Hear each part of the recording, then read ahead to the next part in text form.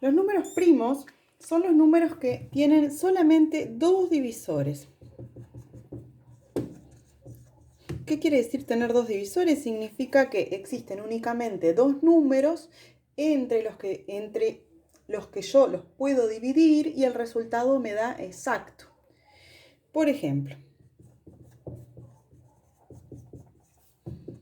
el 2 es un número primo porque los únicos divisores del 2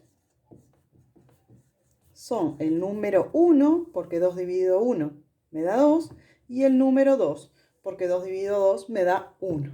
O sea que el número 2 es un número primo, cumple con esa característica de tener únicamente dos divisores. Otro ejemplo, el número 3, porque los divisores de 3 también son el número 1 y el número 3. Fíjense que el número 1 no es primo.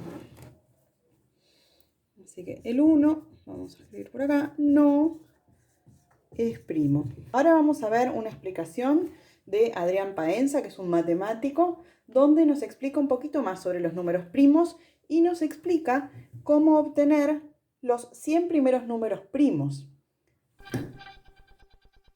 Los números primos son aquellos números que son divisibles por sí mismos y por 1. Por ejemplo, el número 2, ustedes lo pueden dividir por 2 o lo pueden dividir por 1. El número 4, sin embargo, uno lo puede dividir por 1, por 2 y por 4. O sea, el 4 dividido 2 da exacto también. Eso es lo que uno no quiere, esos son los no primos. El 5, por ejemplo, sí que se divide únicamente por 5 y por 1. El 7 también, por 7 y por 1. Lo que quiero hacer ahora es mostrarles un ejemplo en donde hay una diferencia muy clara entre un número primo y un número no primo que se llama compuesto. Supongamos que hay 48 sillas para armar un auditorio para una charla, por ejemplo.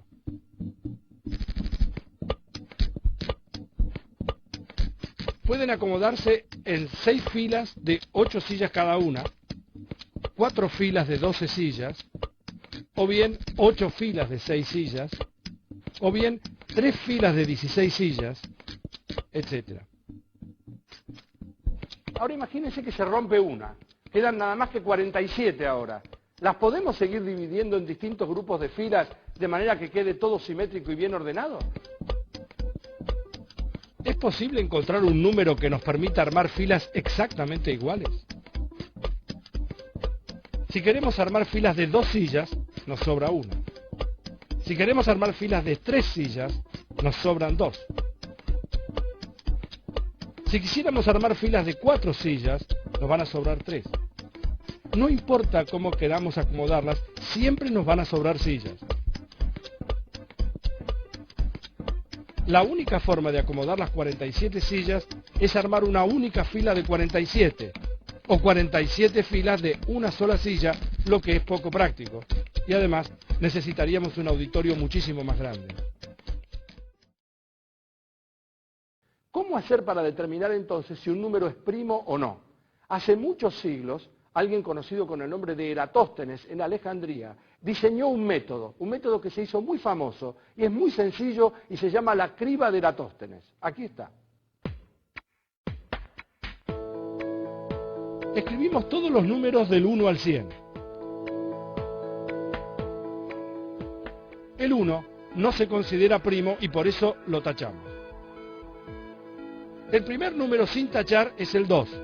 Ese es el primer primo, el número 2.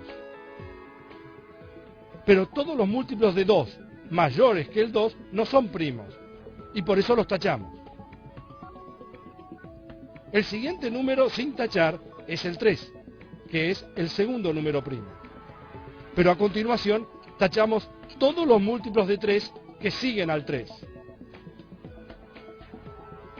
El siguiente número sin tachar es el 5, que resulta ser el tercer primo.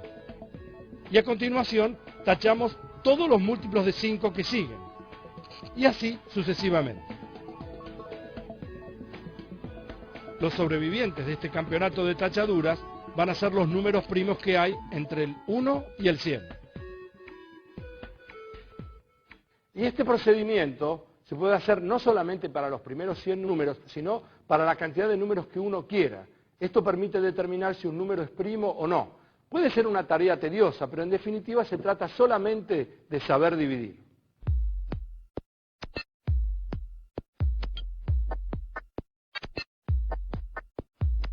Les voy a contar para qué se usan los números primos. En realidad, el que se los va a contar es un experto en criptografía que tiene la Argentina, el doctor Hugo Skolnick.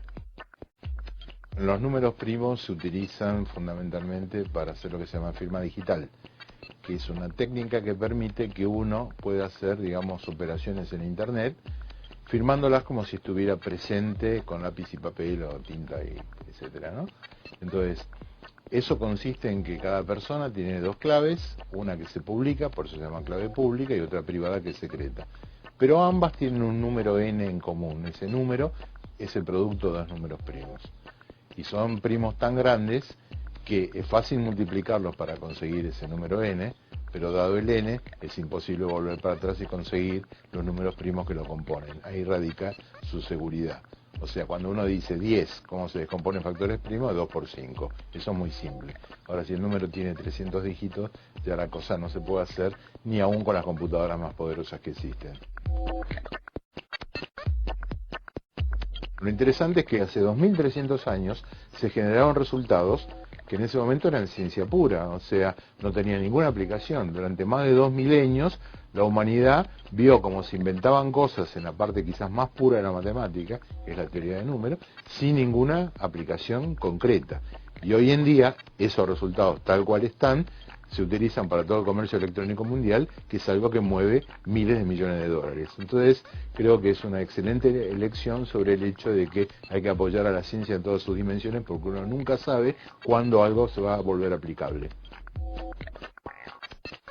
Y entonces los números primos y sus propiedades, que en principio parecían no tener conexión con la realidad, sin embargo, la manera de tener certeza de que cuando uno manda el número de tarjeta de crédito por Internet y quiere estar seguro de la privacidad y la seguridad, está relacionado con los números primos. La criptografía, un cajero automático cuando uno va a retirar dinero, es decir, los números primos también están metidos en nuestra vida cotidiana.